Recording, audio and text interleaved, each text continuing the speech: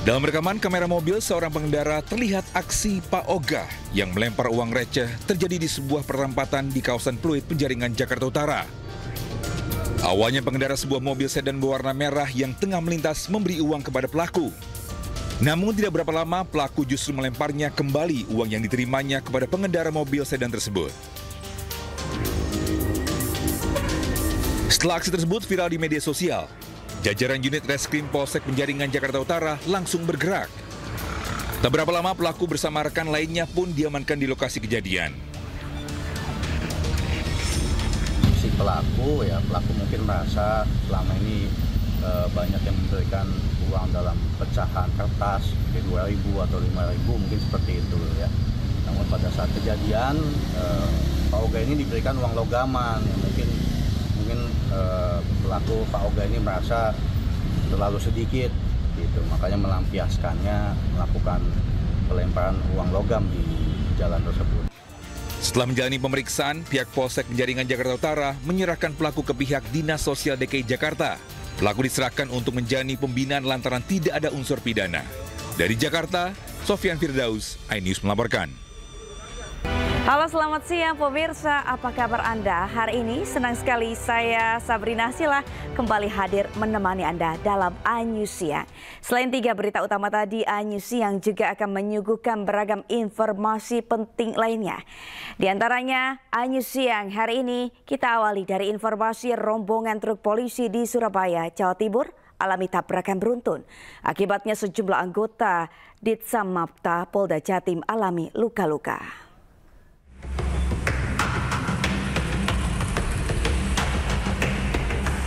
4 truk polisi ringsek usai terlibat tabrakan beruntun di Jalan Gunung Sari, Surabaya, Jawa Timur. Truk mengangkut anggota Ditsamapta Polda Jawa Timur. Menurut saksi mata, truk paling depan tiba-tiba berhenti mendadak hingga mengakibatkan 3 truk di belakangnya tak bisa menghindari tabrakan.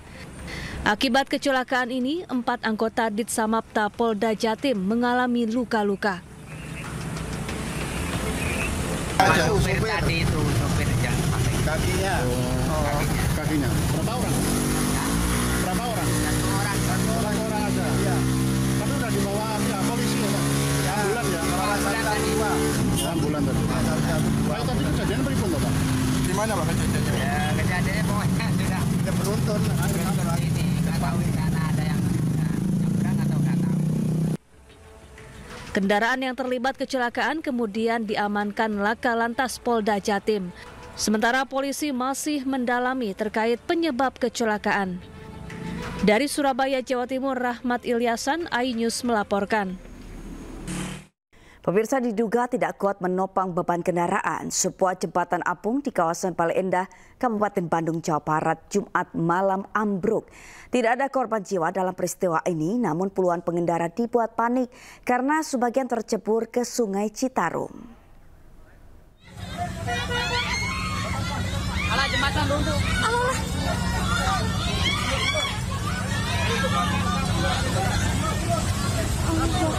Akbar.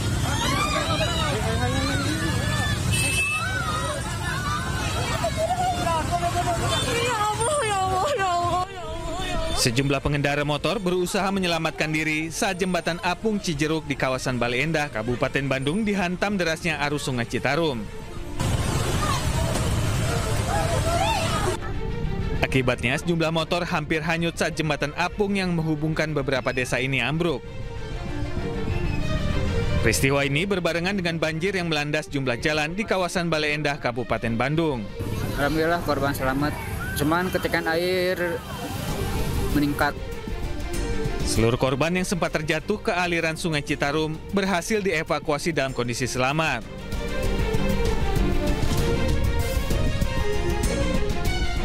Aparat Polsek Bale Endah menduga ambruknya jembatan apung diduga akibat overkapasitas.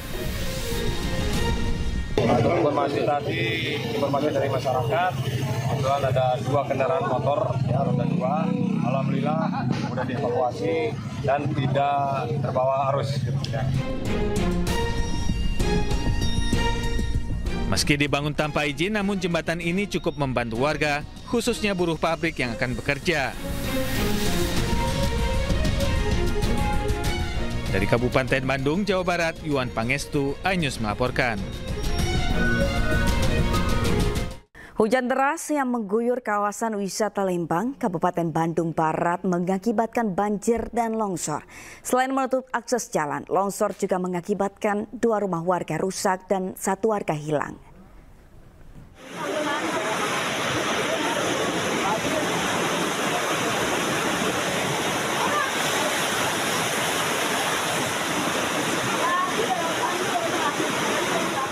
Banjir bandang dan longsor melanda kawasan wisata Lembang, tepatnya di kampung pojok Desa Cikahuripan, Kabupaten Bandung Barat. Sekitar semata kaki. Derasnya air sungai Cikahuripan membuat 21 rumah warga terendam hingga ketinggian setengah meter. Selain itu, banjir bandang ini juga menghanyutkan seorang petani bernama Endang, 65 tahun. Korban yang tengah beristirahat di gubuknya terseret derasnya air bersama lumpur yang menerjang perkebunan. Kadang 5 meter, 5 meteran. Tebing itu Pak? Tebing ya. Kalau hujan Pak ya? Iya, karena hujan. Terlalu deras kayaknya hujannya. Pak, itu rumah kondisinya sekarang seperti apa Pak? Roboh semua. Nggak bisa ditempati Pak? Nggak bisa. Sekarang Bapak tinggal di mana Pak? Tadi di sini, di tetangga. Proses pencarian korban yang hanyut akan dilanjutkan pada Sabtu pagi. Dari Kabupaten Bandung Barat, Jawa Barat, Yuwono, iNews melaporkan. Ormas Grip Jaya dilaporkan ke polisi setelah menduduki lahan milik Badan Meteorologi, Klimatologi, dan Geofisika di Kota Tangerang Selatan. Pelapor juga mengaku jika pelaku meminta uang senilai miliaran rupiah sebagai syarat keluar dari lahan yang diduduki.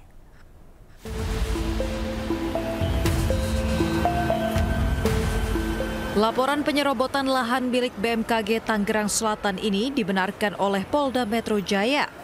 Lahan yang dilaporkan diserobot seluas 127.780 meter persegi di Pondok Betung, Kota Tangerang, Banten.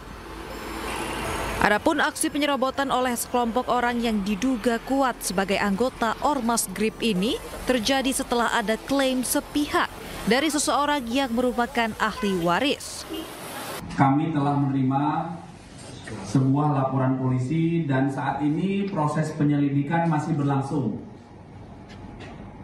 Ya, pelapornya adalah salah seorang pegawai dari BMKG. Dugaan tindak pidana memasuki pekarangan tanpa izin dan atau penggelapan hak atas benda tidak bergerak dan atau pengerusakan secara bersama-sama.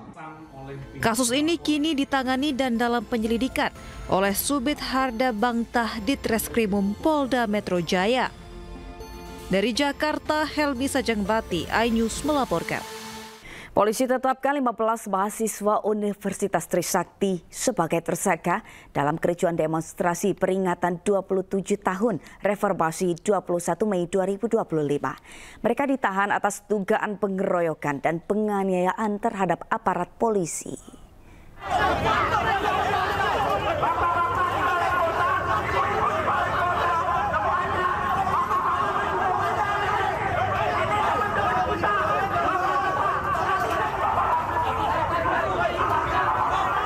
Inilah kericuhan yang mewarnai unjuk rasa mahasiswa Trisakti di depan pintu gerbang Gedung Balai Kota Jakarta pada Rabu sore 21 Mei 2025 lalu. Para mahasiswa mencoba masuk ke dalam gerbang Gedung Balai Kota, namun dihalangi oleh polisi yang berjaga. Aksi ini digelar untuk memperingati 27 tahun tragedi Trisakti. Pasca bentrokan Rabu malam, polisi menangkap 93 orang peserta aksi dan 43 unit sepeda motor. Mereka dibawa ke Polda Metro Jaya. Kini dari 93 orang yang ditangkap, polisi menetapkan 15 diantaranya sebagai tersangka. Mereka diduga melakukan sejumlah tindak pidana berupa penghasutan, pengeroyokan, dan penganiayaan terhadap aparat polisi. Maka 15 orang dari 93 orang yang diamankan telah ditetapkan sebagai tersangka dan dilakukan penahanan terhadap 15 orang. Polisi menjerat para tersangka dengan pasal penghasutan, penganiayaan, serta perlawanan terhadap petugas dengan ancaman hukuman berkisar antara 4 bulan hingga 6 tahun penjara. Tim Liputan iNews melaporkan. Menteri Lingkungan Hidup Hanif Faisal Nur Rafiq marah saat melakukan sidak di sebuah pabrik peleburan baja di Kecamatan Cikupa, Kabupaten Tangerang, Banten. Selain meminta pengolahan asap diperbaiki, Hanif juga menyegel pabrik tersebut. Kepada seluruh karyawan, atas nama undang-undang, agar segera menghentikan kegiatan dan mesin.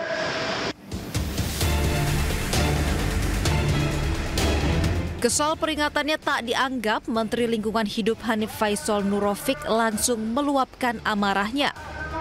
Kalau sudah melihat ini, segera hentikan. Ya, tidak usah ada diskusi. Hentikan. Ini kamu tahu nggak yang dimatiin banyak orang kalau ini. Ya, nanti ya. Kamu tidak kena banyak pasal. Kamu penanggung jawab lingkungan. Ya. Kemarahan Hanif terpicu dari asap hitam pekat yang menyembur dari cerobong sehingga mencemari udara di sekitar Kecamatan Cikupa, Kabupaten Tangerang, Banten. Saya ini di polis lain berhenti sekarang. Harus diperbaiki dulu kinerja cerobongnya, Pak. Ya.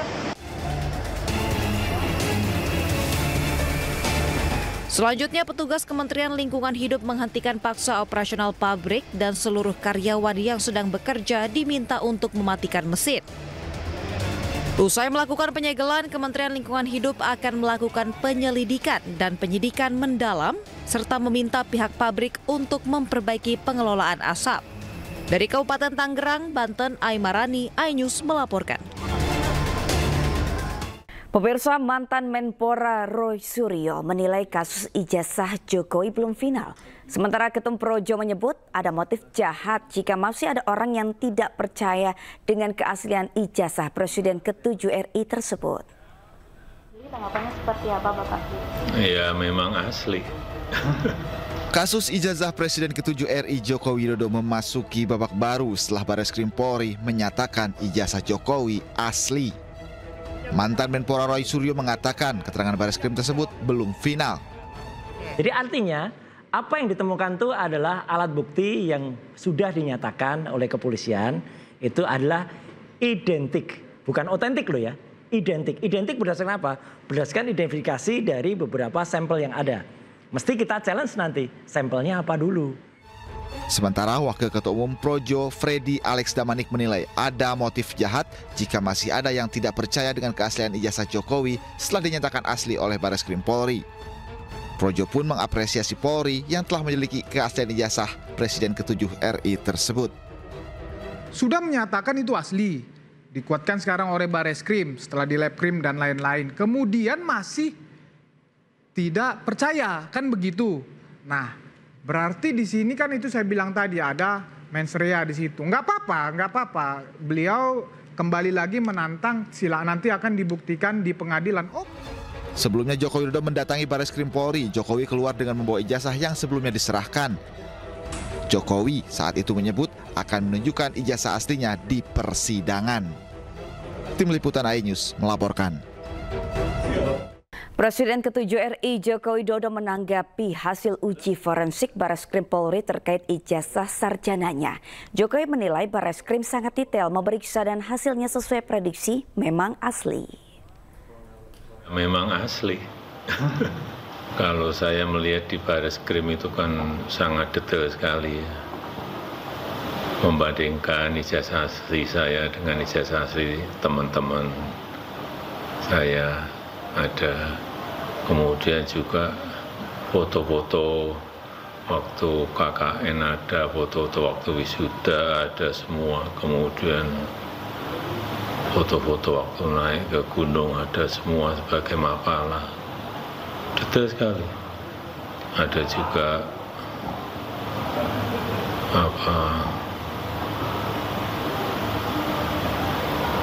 mengenai pengumuman waktu diterima saat itu sebagai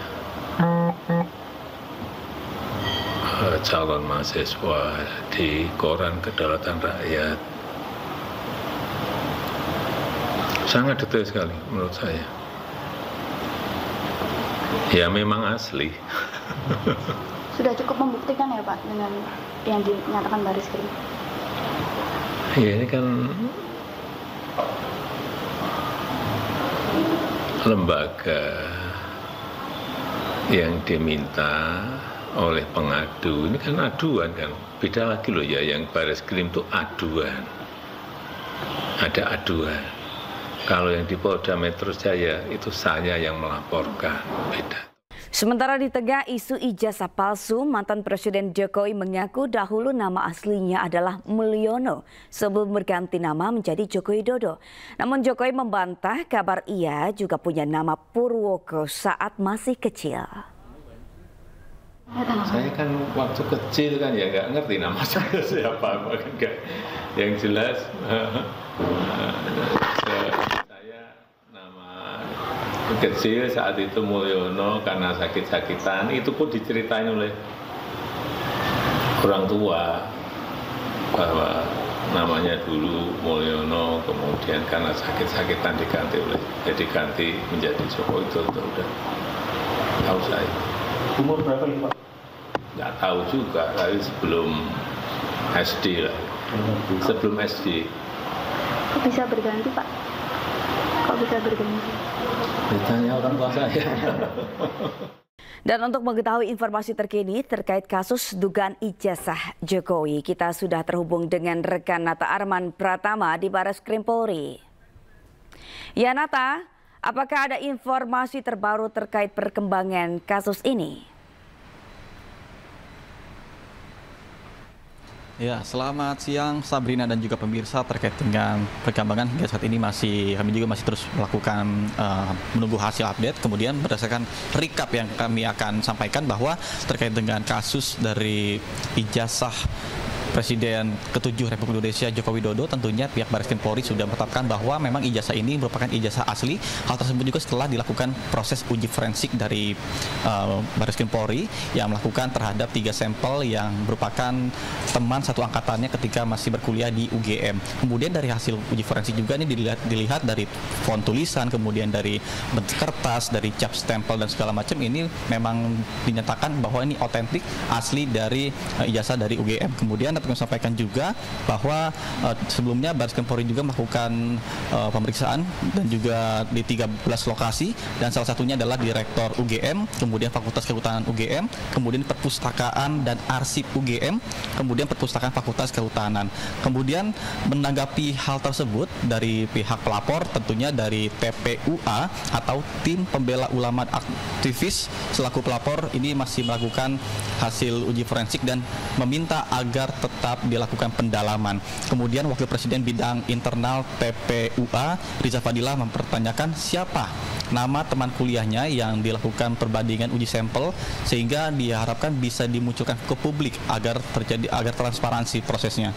Kemudian memang jika memang asli, seharusnya dari pihak Bareskrim Polri ini bisa menampilkan ke publik agar tidak menimbulkan spekulasi. Kemudian begitupun dari respon Roy Suryo ketika dinyatakan bahwa ijazah tersebut adalah ijazah asli, sama juga merespon mempertanyakan siapa ketiga orang yang dilakukan uji sampel tersebut dan kenapa tidak dilakukan ditampilkan ke publik untuk memperkuat bahwa ijazah tersebut adalah asli. Sementara dari pihak advokat dari Solo, yakni ada Muhammad Taufik selaku penggugat ijazah Joko Widodo, ini juga meminta bahwa untuk persidangan akan terus dilakukan dan juga meminta agar di PN Surakarta ini tetap berlanjut karena ini pelaporannya perlaporan perdata. Sementara yang diumumkan oleh Bareskrim Polri ini merupakan pelaporan dari TPUA. Sementara Sabrina, saya kembalikan pada Anda di studio. Baik, terima kasih Nata Arman melaporkan langsung dari Bareskrim Polri. Selamat bertugas kembali. Pemirsa, siswa tolak ratusan paket menu makan bergizi gratis di Bulukumba, Sulawesi Selatan. Makanan dengan menu nasi goreng itu diduga basi dan tidak layak dikonsumsi.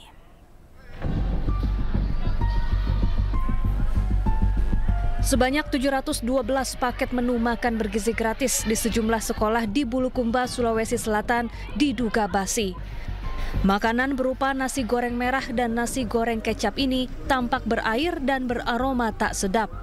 Para siswa pun kompak menolak menu yang dibagikan.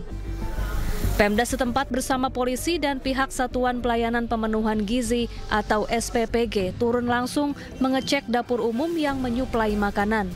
Mereka menyatakan akan mengevaluasi penyedia makanan. Sementara pihak SPPG berdalih makanan bukan basi, melainkan basah. Memang persepsi inilah yang menurut kami harus disatukan, karena yang merasakan anak-anak kita, mereka tidak memakan makanan itu dan dievaluasi. Ada yang kami dapatkan itu setelah ada laporan, memang nasinya lembek, jadi gumpal dia. Kalau saya di lapangan tadi mencoba nasi itu, saya masih makan dan tidak basi, tapi lembek memang. Itu kan persepsi lagi. Pihak sekolah juga masih mendata kondisi sejumlah siswa yang terlanjur menyantap menu yang dibagikan. Dari Bulukumba, Sulawesi Selatan, Dirman Anwar, iNews melaporkan. Dan untuk mengetahui informasi terkini, kita sudah terhubung dengan Kasat Reskrim Polrestro Depok AKBP Bambang Prakoso. Selamat pagi, Pak Bambang. Selamat pagi. Ya, Pak Bambang, berapa jumlah korban yang telah melapor secara resmi hingga saat ini? Sampai dengan saat ini, korban yang telah melapor kepada kami baru 1 orang. Baru 1 orang. Lalu untuk terduga pelaku sendiri, Bapak, apakah sudah dilakukan pemanggilan? Kami sementara melakukan pengumpulan keterangan supaya jelas dulu peristiwanya seperti apa. Nanti apabila sudah pada saatnya terlapor atau terduga pelaku akan kami ambil keterangan juga. Siapa saja Bapak yang dimintai keterangan? Karena kami terima itu tanggal 22 ya. Tanggal 22. Kemudian di tanggal 22 itu yang kita lakukan pertama visum terhadap anak korban. Kita ambil keterangan terhadap anak korban dan orang tuanya selaku pelapor. Lalu keesokan harinya tanggal 23 ada 1 dari pihak sekolah yang kami ambil keterangannya. Jadi dari korban dan juga dari pihak sekolah. Untuk pihak sekolah sendiri siapa Bapak yang telah dimintai keterangan? Bagian dari pelaksana pendidikan. Pelaksana pendidikan. Lalu apakah hasil visum dari pelapor sudah ada Bapak? Belum. Belum. Lalu Pak, dari keterangan yang dilakukan, bagaimana modus pelaku melakukan aksi tidak senonohnya ini Pak? Dan sejak kapan? Kalau dari laporan bahwa ada komunikasi antara anak korban dengan terduga pelaku yang kalimat-kalimatnya dapat melanggar norma begitu ya, atau kesusilaan. Seperti apa Pak? Bisa dijelaskan secara lebih rinci? Kami untuk saat ini kurang tepat apabila menyampaikan hal itu karena informasi atau fakta yang kami peroleh masih sangat terbatas. Khawatir nanti informasi ini belum dapat terkonfirmasi dan belum dapat kami pastikan kebenarannya, nanti khawatir malah jadi isu yang baru gitu. Pak, lalu pihak sekolah sendiri seperti kepala sekolah ini membela terduga pelaku. Bagaimana tanggapan dari Bapak sendiri terkait hal ini dan juga kepolisian? Apakah sudah meminta keterangan dari kepala sekolah? Kalau tanggapan saya rasa saya tidak memiliki kapasitas untuk menanggapi sikap dan tindakan yang diambil oleh kepala sekolah. Kemudian dari pihak sekolah sudah kami ambil keterangan. Hari ini juga ada lagi yang kami ambil keterangan. Mudah-mudahan dengan pengambilan keterangan beberapa orang ini untuk korban-korban yang lain bisa pulih dari traumanya, lalu berani speak up memberikan informasi kepada kami. Pak, untuk korban yang melapor ini apakah mendapatkan pendampingan psikologis selama proses penyelidikan berlangsung? Ya, tentu saja. Kami pada kesempatan pertama unit PPA yang dengan mitranya dari unit PPA Kota Depok selalu mendampingi korban. Pendampingan ini dalam hal bagaimana merawat atau memulihkan kondisi psikologis atau traumanya korban ini supaya tidak berlama-lama pada situasi terpuruk itu, gitu. Baik, jadi bisa dipastikan terduga pelaku ini belum diperiksa ya, Pak? Belum. Kapan diperkirakan pemeriksaan atau pemanggilan terhadap terduga pelaku akan dilakukan? Ketika fakta-fakta lain atau hasil penyelidikan yang lain sudah dapat mengonfirmasi peristiwanya seperti apa, nanti pada waktunya pasti akan kami ambil keterangan, begitu. Baik, Pak, terakhir apakah polisi membuka posko pengaduan untuk korban lain yang perlu melapor dan bagaimana cara para korban ini melapor? Silakan hubungi 110, 24 jam selalu ada operatornya. Nanti disampaikan saja TKP-nya di mana, dan juga enaknya 110 apabila dihubungi dari ponsel maka sambungan itu akan dijawab oleh satuan kerja atau Polres atau setempat. Jadi panggilannya itu nggak nyasar kemana-mana begitu. Baik, terima kasih AKBP Bambang Prakoso Kasat Reskrim Polres Metro Depok untuk perbincangan kita hari ini. Selamat bertugas kembali, Bapak. Pemirsa, pasangan suami istri pelaku hubungan seks menyimpang di Kampar Riau ditangkap polisi. Kedua pelaku kerap mengajak anak perempuannya berhubungan badan dan mengancam korban jika menolak hasrat bejat mereka.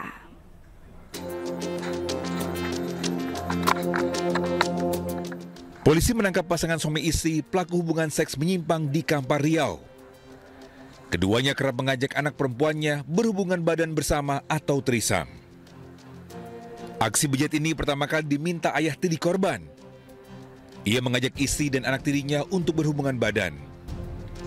Jika tidak dilayani oleh istri dan anak tirinya, pelaku kerap mengancam korban dengan tidak membiayai sekolah hingga hendak membakar rumah. Melibatkan anak kandung, ya kan? Dan juga saya dapatkan informasi bahwa di rumah itu si ayah tiri ini diperlakukan sebagai raja, kemudian habitat atau kebiasaan dia itu dalam perilaku seksual itu tidak normal. Dia tidak bisa melakukan hubungan badan dengan suatu wanita, bisa lebih. Adapun aksi keji pelaku telah berlangsung sejak korban berusia 12 tahun hingga kini berusia 23 tahun. Akibat perbuatannya, kedua pelaku ditahan dan terancam hukuman 15 tahun penjara. Dari Kampar Riau, Indra Yosdizal, iNews melaporkan. 3 tahun sejak diberlakukan, Menteri Pemberdayaan Perempuan dan Perlindungan Anak Arifah Fauzi akui bahwa pengaplikasian Undang-Undang Tindak Pidana Kekerasan Seksual belum optimal. Menurutnya bahkan masih banyak pelaku yang tidak diproses hukum. Jalan selama 3 tahun walaupun kita belum maksimal hasilnya, karena ini harus ada kolaborasi menjadi tanggung jawab kita bersama, karena kementerian nggak bisa sendiri, provinsi juga nggak bisa sendiri, pemerintah nggak bisa sendiri, semua harus berkolaborasi, bersinergi. Jadi undang-undang itu memang sudah ditetapkan, tetapi untuk implementasinya ini harus kolaborasi dengan berbagai pihak. Pemirsa, laga Liga 1 antara Persija Jakarta kontra Malut United sempat ricuh. Pertandingan sempat dihentikan sementara karena supporter melempar suar ke dalam lapangan Jakarta International Stadium.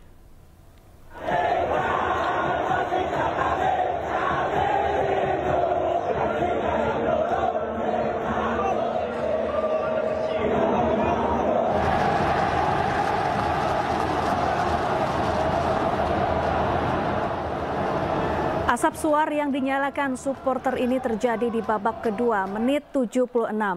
Akibatnya pertandingan terpaksa dihentikan sementara. Supporter kecewa lantaran Macan Kemayoran hanya bisa bermain imbang tanpa gol saat menjamu Malut United. Dari hasil ini membuat Persija menempati posisi ke-7 dengan 51 poin. Sementara Malut United di tempat ketiga dengan 57 angka.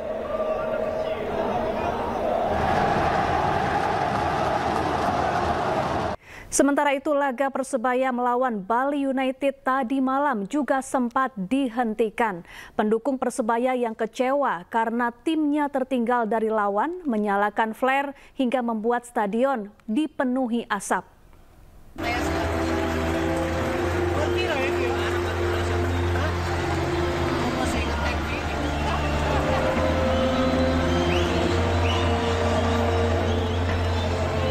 Asap flare menghentikan laga sekitar 10 menit jelang pertandingan berakhir saat Persebaya sudah tertinggal 1-3 dari Bali United. Peristiwa dipicu kekesalan supporter Persebaya terhadap manajemen yang tak juga memperbaiki penampilan seperti yang dijanjikan. Saat asap berkurang, laga kembali dilanjutkan dengan kedudukan akhir tetap sama, yakni 3-1 untuk kemenangan Bali United.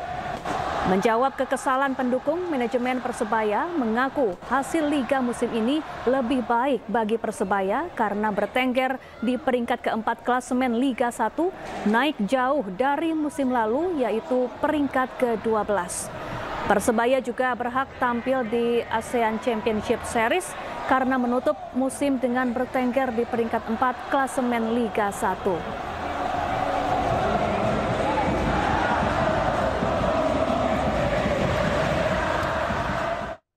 Persib Bandung akan hadapi Persis Solo di laga terakhir Liga 1 yang digelar di Stadion Gelora Bandung Lautan Api.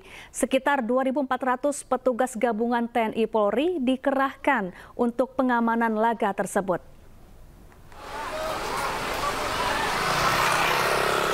Laga pamungkas Liga 1 Indonesia yang mempertemukan Persib Bandung kontra Persis Solo akan dijaga ketat pihak kepolisian.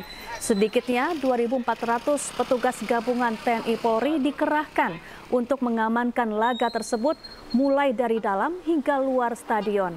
Hal ini dilakukan untuk mengantisipasi adanya konvoi para bobotoh usai Persib Bandung menerima trofi Liga 1 musim ini. Polisi menyatakan perayaan juara Persib akan digelar 2 hari, yakni hari ini dan besok. Pengamanan dilakukan hingga pukul 10 malam. Selain di stadion, pengamanan juga akan dilakukan di pusat kota. Polisi mengimbau masyarakat yang ingin ikut parade juara Persib agar tetap menaati peraturan.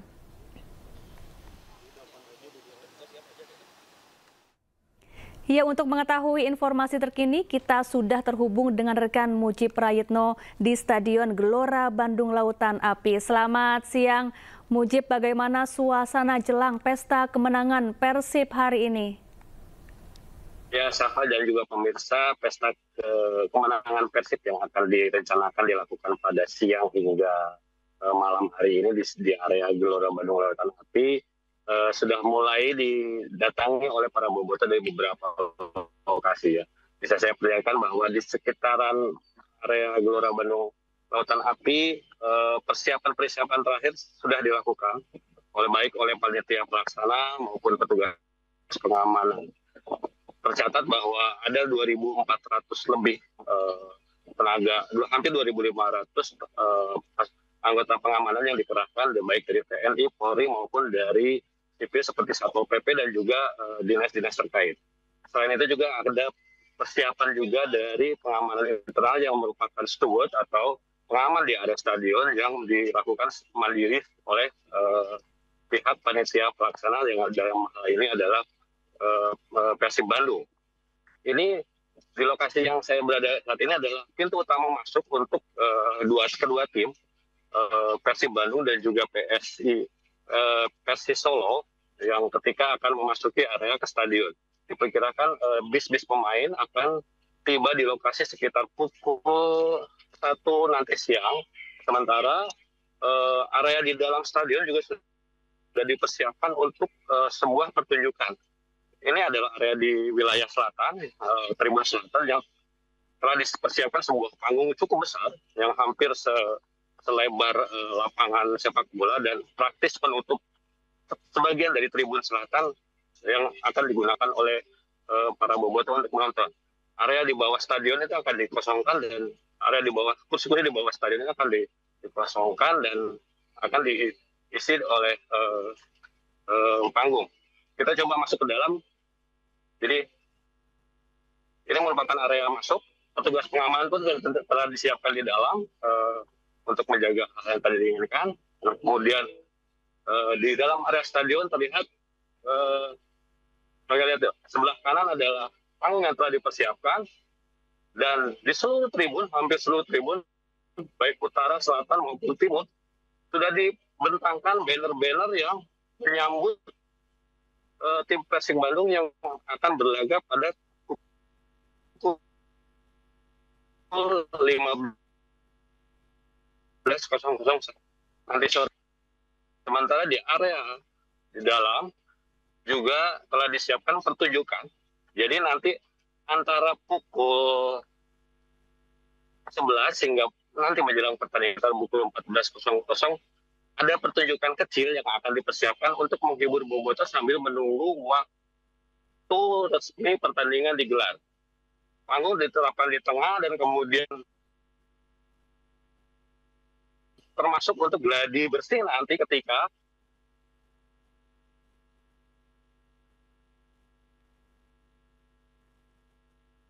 Halo Mujib. Baik, tampaknya di informasi. Ya, Syafa.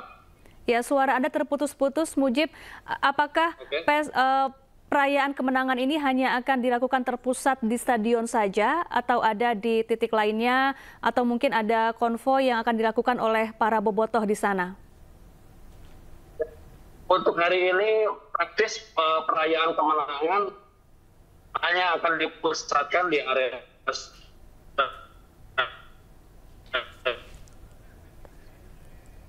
stadion. Namun stadion selesai. Jadi dijadwalkan bahwa panggung pertunjukannya akan digelar seperti.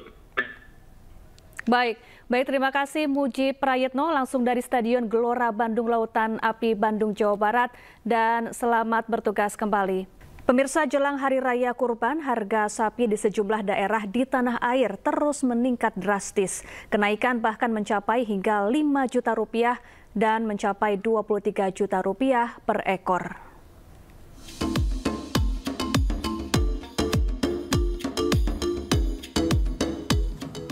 Kenaikan harga sapi menjelang Hari Raya Idul Adha terus terjadi di Banjarnegara, Jawa Tengah. Kenaikan harga sapi bahkan mencapai hingga 5 juta rupiah per ekor. Untuk harga sapi usia siap kurban yang sebelumnya berkisar 18 juta rupiah, saat ini naik menjadi 23 juta rupiah per ekornya. Kenaikan terjadi karena tingginya permintaan hewan kurban baik di pasaran lokal ataupun luar kota. Banyak peminatnya. Udah ada jumlah permintaan udah banyak sekali. Tapi berapa persen sih banding dari biasanya? Kalau ya sekitar hampir 70%-an lah, soalnya banyak banget yang minta.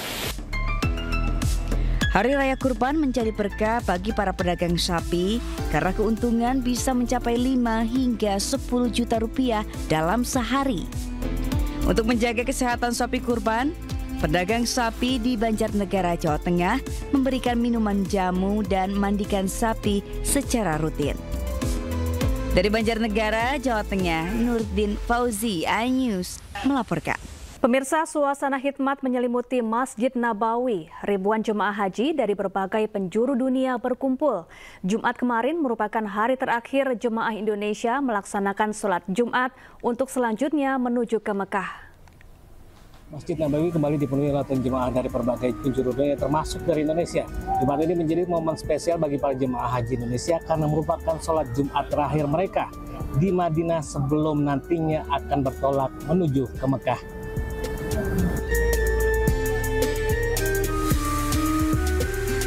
Masjid Nabawi kembali penuhi lautan jemaah dari penjuru dunia. Jumat waktu setempat menjadi momen spesial bagi jemaah calon haji Indonesia yang merupakan sholat Jumat terakhir mereka di Madinah. Dengan penuh hikmat mereka melaksanakan sholat sunnah, memperbanyak zikir dan sholawat, serta mendengarkan khutbah Jumat.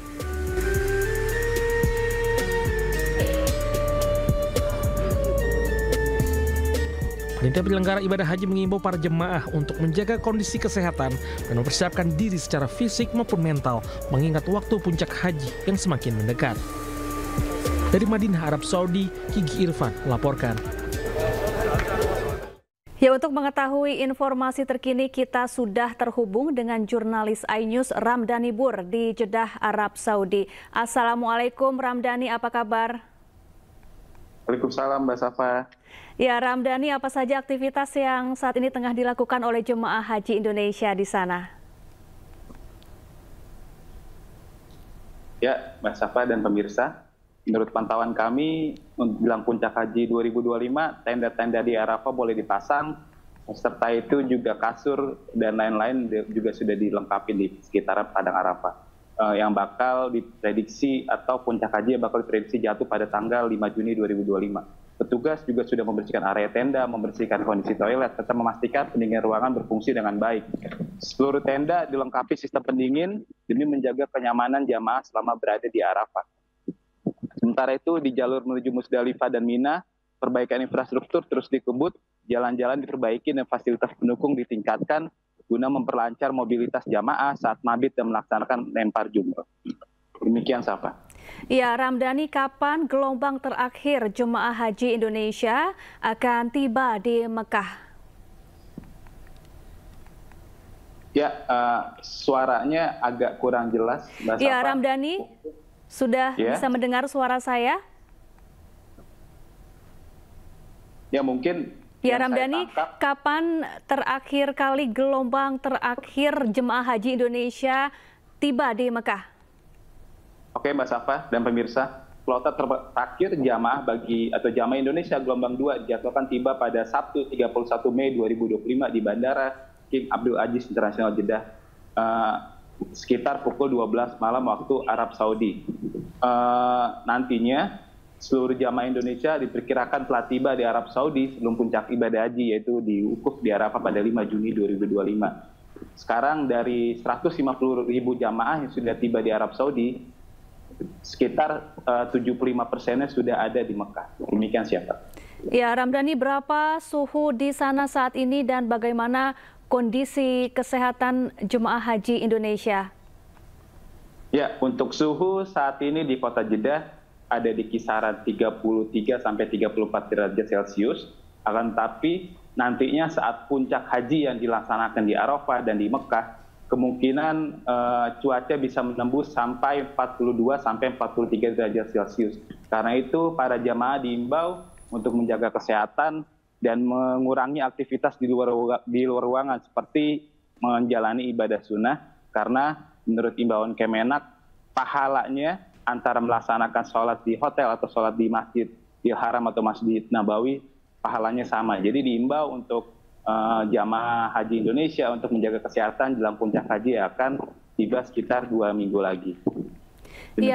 Ya Ramdhani, hingga saat ini apakah masih ada jemaah yang mengeluhkan sakit dan data terbaru berapa total jumlah jemaah haji Indonesia yang wafat di sana? Oh iya, menurut data Siskohat sampai pagi tadi atau siang ini pukul 11 siang waktu Indonesia Barat, sebanyak 53 jamaah Indonesia telah wafat di Arab Saudi.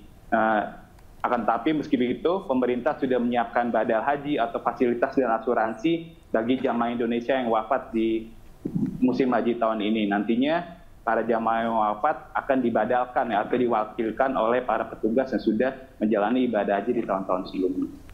Baik, terima kasih Ramdhani Bur langsung dari Jeddah, Arab Saudi, dan selamat bertugas kembali. Pemirsa, Wakil Presiden Gibran Rakabuming Raka meninjau pelayanan Fast Track Makkah Road di Bandara Adi Sumarmo, Solo, Jawa Tengah. Layanan Fast Track ini untuk mempercepat dan mempermudah proses kedatangan jemaah di Tanah Suci.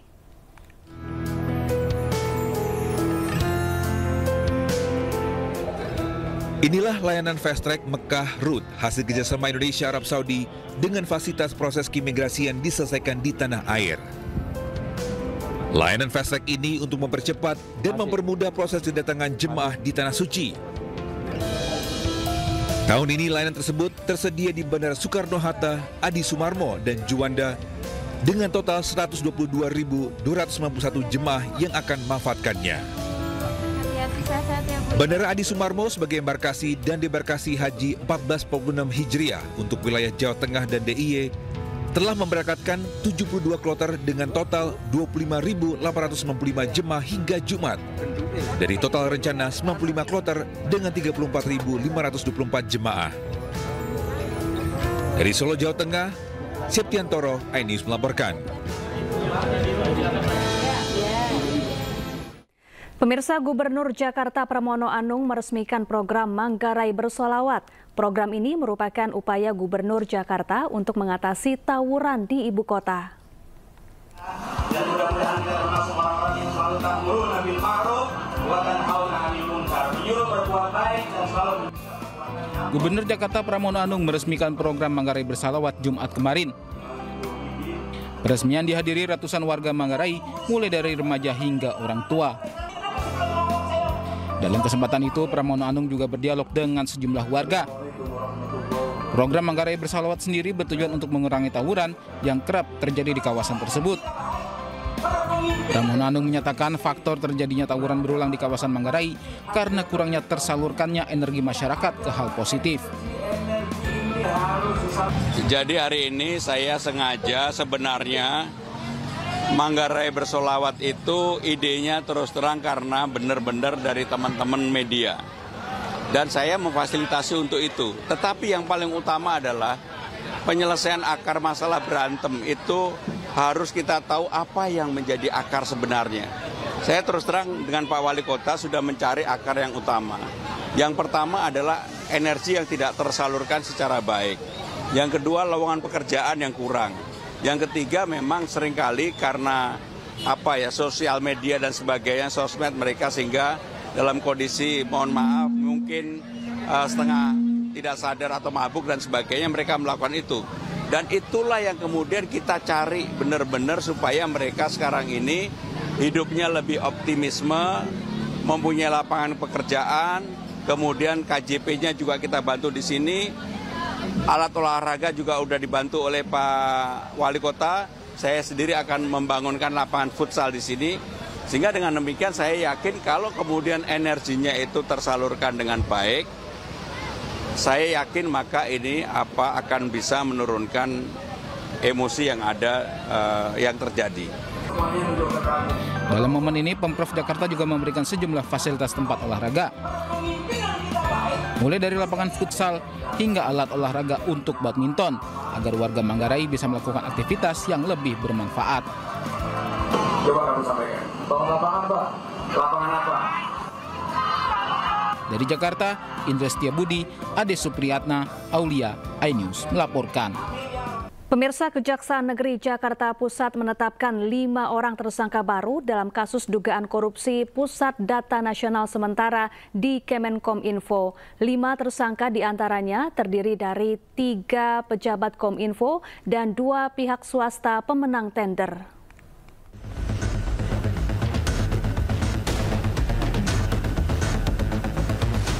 Kasus dugaan korupsi Pusat Data Nasional Sementara di Kementerian Komunikasi dan Informasi periode 2020-2024 mulai mendapatkan titik terang. Kejaksaan Negeri Jakarta Pusat menetapkan 5 orang tersangka.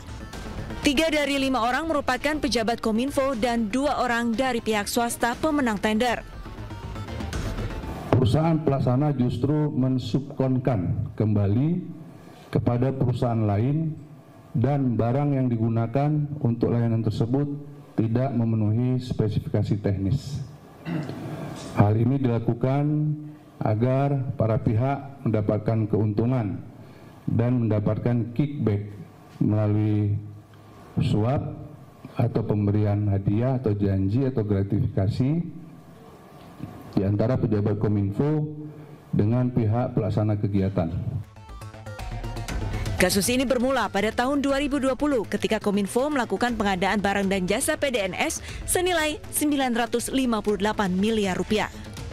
Praktik dugaan tindak pidana korupsi ini mengakibatkan kerugian keuangan negara hingga ratusan miliar rupiah. Dari Jakarta, Rani Sanjaya, iNews melaporkan. KPK memeriksa 2 mantan Dirjen Bina Penta Kementerian Ketenagakerjaan. Pemeriksaan terkait dugaan korupsi penggunaan tenaga kerja asing. Tepatnya di lobi atau di depan kantor. Komisi Pemberantasan Korupsi memeriksa 2 mantan Dirjen Bina Penta Kementerian Ketenagakerjaan. Mereka diperiksa sebagai saksi atas kasus dugaan korupsi pengurusan penggunaan tenaga kerja asing. Kedua mantan pejabat Kemnaker itu adalah Suhartono yang menjabat tahun 2020 hingga 2023 dan Haryanto yang menjabat sebagai Dirjen Bina Penta tahun 2024 hingga 2025. Sebelumnya KPK menggeledah kantor Kementerian Ketenagakerjaan pada 20 Mei 2025 lalu dan penyidik KPK juga telah menyita 8 mobil dari penggeledahan yang dilakukan di 3 tempat berbeda. Sejumlah dokumen disita penyidik dan sudah ada 8 tersangka yang ditetapkan oleh KPK atas kasus tersebut. Mereka jalannya dulu. Bahwa tim penyidik sampai dengan hari kemarin telah melakukan penggeledahan di 7 lokasi, yaitu 1 kantor di Kemenaker dan 6 merupakan rumah dari pihak-pihak terkait. Adapun rinciannya adalah pada hari pertama, Selasa 20 Mei, tim penyidik melakukan penggeledahan di kantor Kemenaker dan 1 rumah dan mengamankan 3 kendaraan roda 4. Hari kedua, Rabu 21 Mei, tim penyidik melakukan penggeledahan di 2 rumah dan menyita 3 unit kendaraan roda 4 dan 1 unit kendaraan roda 2. Dan pada hari ketiga atau Kamis 22 Mei, tim penyidik kembali menggeledah 3 rumah dan mengamankan 2 unit kendaraan roda 4. Sehingga sampai dengan hari ini total 8 unit kendaraan roda 4 dan 1 unit kendaraan bermotor roda 2 sudah dilakukan penyitaan dan seluruhnya sudah berada di gedung KPK Merah Putih.